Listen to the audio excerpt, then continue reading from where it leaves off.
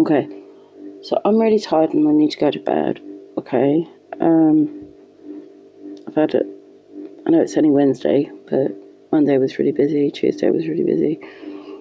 Yeah, it's Wednesday, and okay, I've bailed, but like, I've tried to talk about this twice. The first time I was interrupted with a phone call. The second time I was interrupted by the carer arriving, and she arrived early, which is absolutely fine. I haven't got a problem with that at all. And I bailed on her anyway. Like, I'm just too tired. And as it turns out, Mum's not available anyway. Because she's living her best life, which is, who doesn't want that, right? You know. Anyway, so I was trying to talk about this BAFTA. Alright, fine, I'm gonna swear. Bullshit, right? This, I feel a certain way about it, obviously. Anyway, I found this video from this. The BAFTA Tourette's backlash is worse than the incident. Patience, Xena. And then this lady was actually in the audience, and she's going to talk about this. So I'm just going to quickly play this and speed through it, because who doesn't love an eyewitness account? Do you know what I mean? And I do think if we're going to have a conversation about this, and we should be talking about it, okay? I mean, that's the point of the film, raise awareness about Tourette's. I really, really, if you haven't got this, if you haven't got this message from the last two videos, two attempts, really, really don't like the fact that people are saying that he's a racist, or he should have been removed, or like all of that stuff is, I really don't like that. If we're going to have a conversation, okay, maybe this is off. This, yeah, no, I'm diverting from the actual. Well, not diverting from the actual issue, am I? Why did the BBC leave this in? Like, okay, fine. But if you want to have a conversation about the whole, I mean, there's a guy in the audience with Tourette's.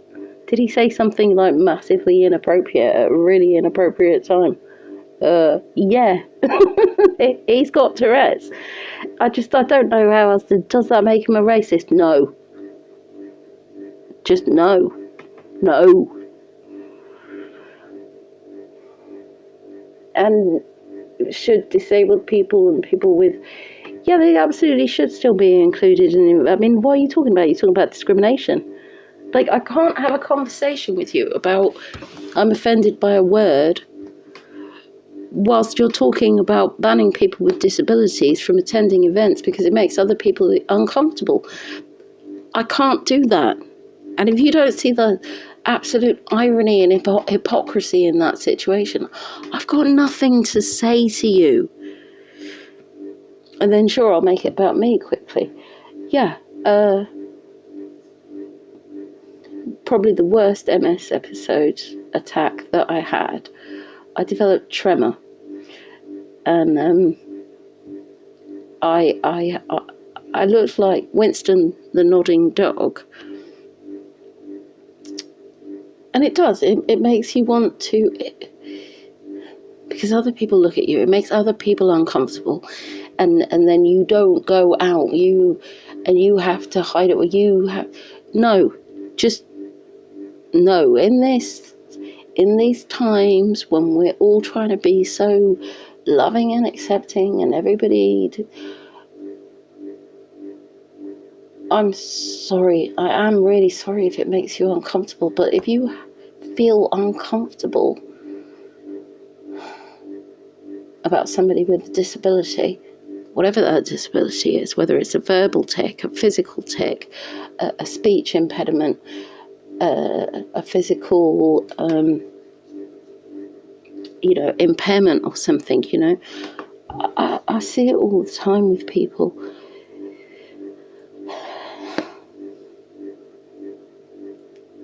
You just want to hide people away, because the reality is able-bodied people, healthy people, they don't want to be confronted by weakness or illness or, this. If we're going to start challenging these, can we challenge some of this as well? And Yeah, I mean, it is uncomfortable. Screaming babies on a plane, that's what I was saying in the second video that got cut off. Screaming babies on a plane are uncomfortable, but you know what? Babies scream and they cry and they're not, and their ears are popping and they're not, they're like, you've got tolerance for this, but not for that. You want to take this situation and make it about you, and some other people are gonna. And oh, sorry, I shouldn't have said that, because I mean, if we're going to get all like outraged and say that word should never be used, then it should never be used. Hard R, soft R, whatever. Take it out, okay? But what are we doing? Are we trying to normalise it and take the what's it out? I mean, it's just beyond my mind that somebody with Tourette's has, surprise, surprise, acted like a person with Tourette's. Like, and then everybody's like getting their knickers in a twist. And look, I'm not trying to minimise it, okay? But just don't call him a racist. Don't give him any grief. Just ease up, okay? Because this guy's got some different challenges that, and you're not familiar with it. You know why? Because a lot of disabled people hide all their stuff from able-bodied people because it makes them uncomfortable. And how do I know that that's true? Because a lot of people are saying, oh, he shouldn't have been there. He shouldn't have been invited to that. We shouldn't have people with, what are you talking about? I know I just keep repeating the same points, and yeah, I mean, I feel really strongly about this. Anyway, this lady was here. She was there at the, I'm gonna try and speed it up as well so it goes quicker, but I just really hope that dude is doing okay, because what should have been one of the best nights of his life, everything that he's done is positive, empowering, and it's been shat on. It's been hijacked. There were a lot of things said, okay? But he has no control over it. And then I know that, but that's not an excuse. Well, it kind of is, okay? Back in the day when I was having I couldn't control my head. I couldn't control my neck. My hands shake. I can't control my hands. I can't.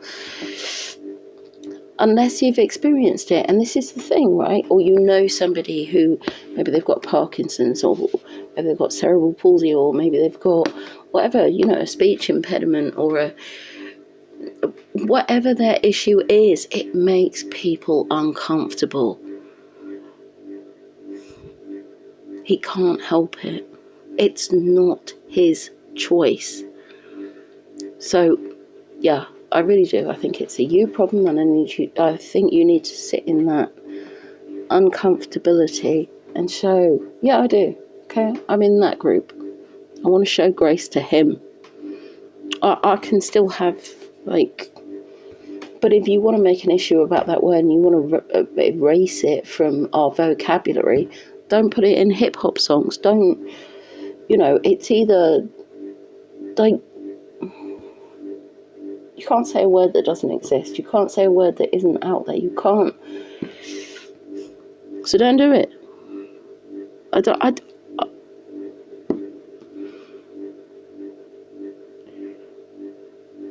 Maybe if you haven't experienced involuntary loss of certain functions, maybe you can't understand how.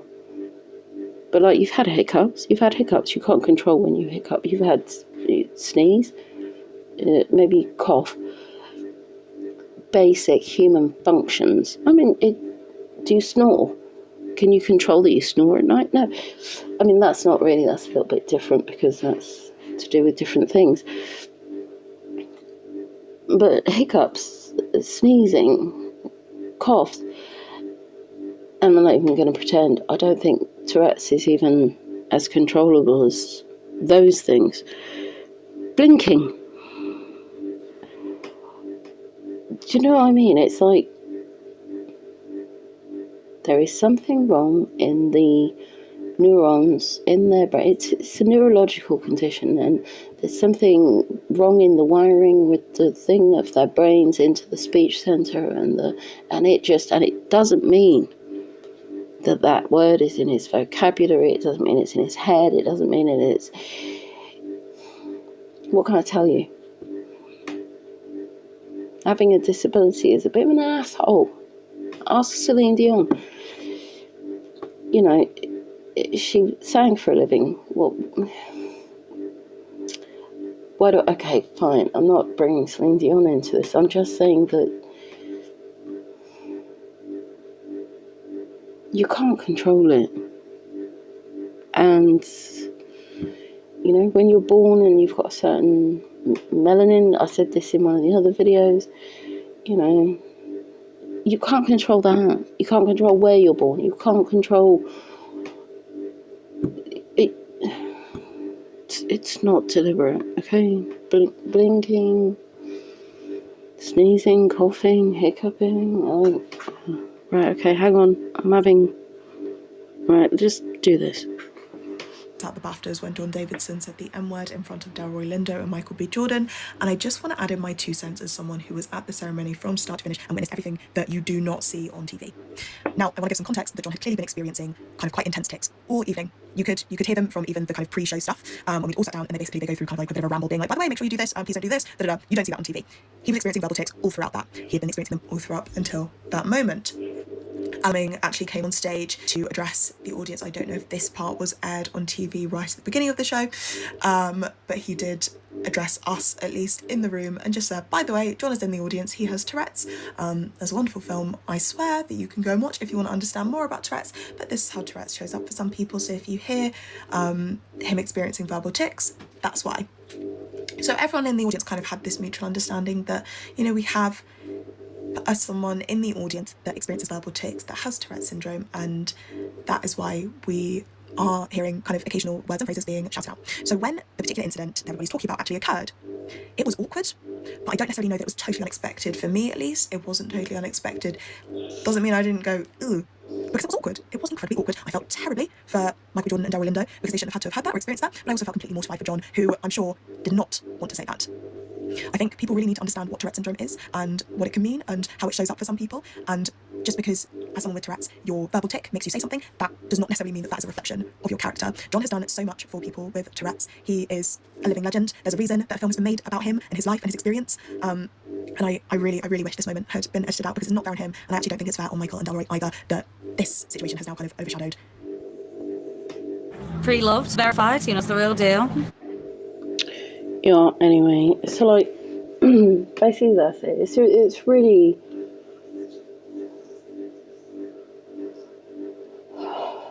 like my disability is really quite mild, and most of my stuff is invisible most of the time.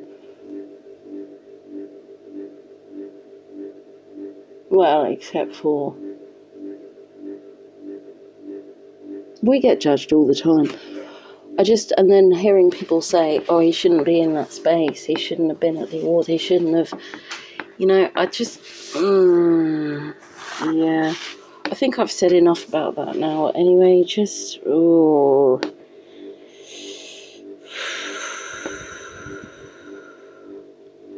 I get it, you know, able-bodied people, it makes you uncomfortable, you don't want to see it, you don't want to be around it, it's,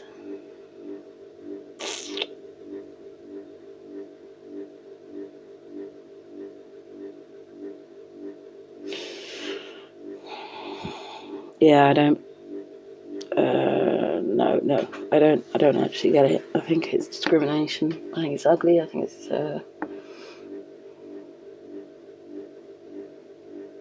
I remember as well, like my dad had Parkinson's, right? And he had difficulty with his voice, he had difficulty with his eyes, he had difficulty walking and stuff, and like, people don't have patience. They don't have patience. It shows that there's not a lot of kindness.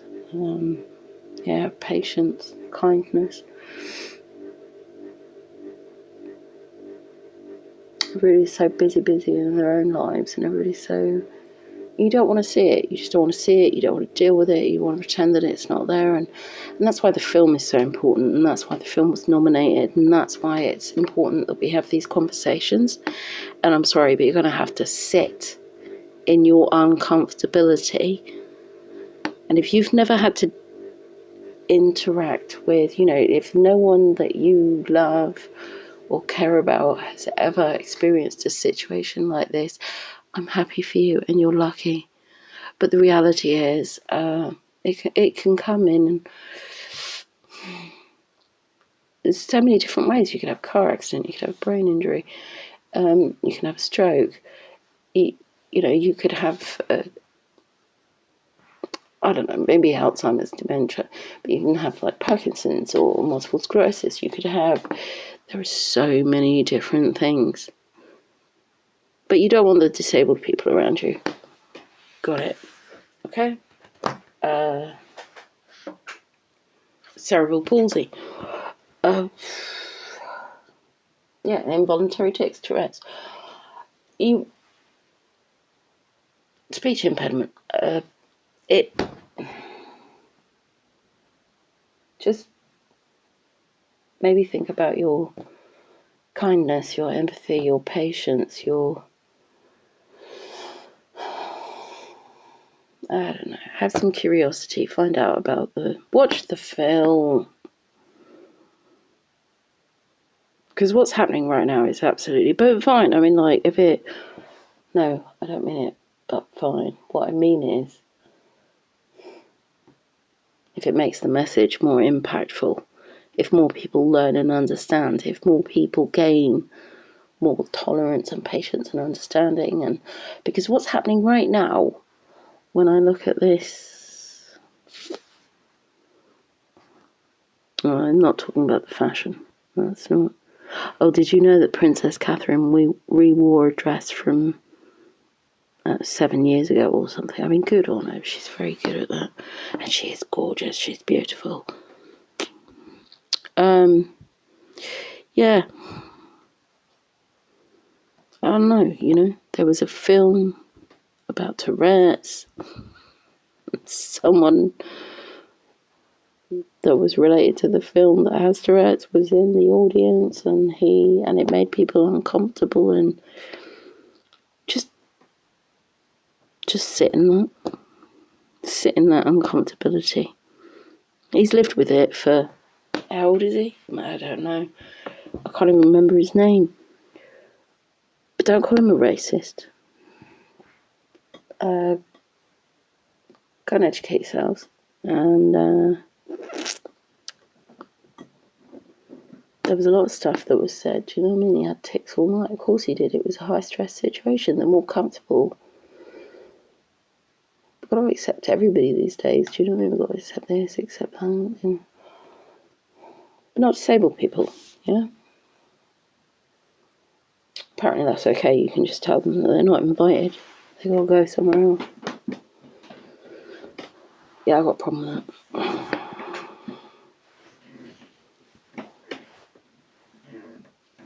It's actually bothered me a whole lot more than I realised. Anyway, I'll stop going on.